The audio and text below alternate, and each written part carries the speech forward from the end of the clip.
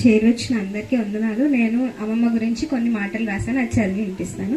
అమ్మమ్మ అమూల్యమైన ఆనిముత్యం, విధేయత గల కుమార్తెగా, గుణవతి అయిన భార్యగా, భక్తిగల తల్లిగా, ప్రేమగల వైద్యురాలిగా, సంఘంలో పరిచారికగా నువ్వు చూపిన మాదిరి మాకందరికీ ఆదర్శం. సేవకులకు నువ్వు చేసిన ఆతిథ్యం, కుటుంబ ప్రార్థనకు నువ్వు ఇచ్చే ప్రాధాన్యం, బైబిల్ అంటే నీకు ఉండే ఇష్టం, నీ ప్రార్థనా జీవితం మాకు అనుసరణీయం. క్రమశిక్షణలతో బ్రతుకుతూ, ప్రేమతో గద్దిస్తూ, అన్నిటికంటే ప్రాముఖ్యంగా నీ ఆత్మస్థైర్యం.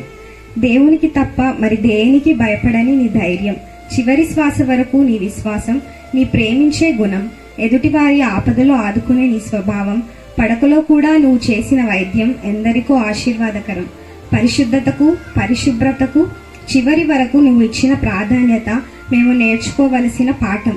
జీవిత ప్రయాణంలో ఎదురైన ఎన్నో ఆటంకాలు, కానీ పట్టువిడవని నీ దృఢ విశ్వాసం, ప్రాణాపాయ స్థితిలోనూ సైతం దేవుణ్ణి స్తుతించడం, ప్రతి సమయంలో ఆయనను స్మరించడం నీ స్వభావం. అమ్మమ్మ, నువ్వు లేకుండా ఇప్పటి నుండి ఉండడం కష్టం, కానీ నువ్వు చూపిన మార్గాన్ని అనుసరిస్తాం, నీలా జీవించడానికి ప్రయత్నిస్తాం. నువ్వు దేవుడు మాకు ఇచ్చిన బహుమానం, నేను ఎప్పటికీ మరచిపోం. It's difficult to live without you అమ్మమ్మ, but we have your hope. One day we will meet you. We love you అమ్మమ్మ, yours loving family. Thank you.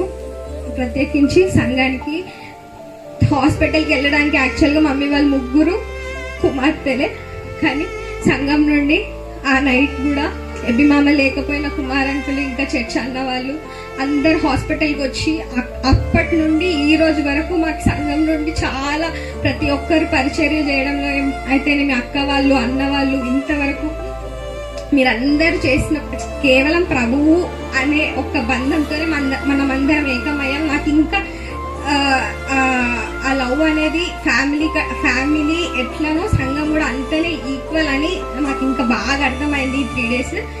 ఈ రోజు వరకు సంఘ కాపరి నుండి, సంఘ పెద్దల నుండి, సంఘంలో ప్రతి చిన్న పిల్లల దగ్గర నుండి మాకందరికి ఈ 3 days ఈ డిఫికల్ట్ టైంలో మాతో ఉన్నందుకు మీ అందరికీ ప్రేమపూర్వక వందనాలు. Thank you.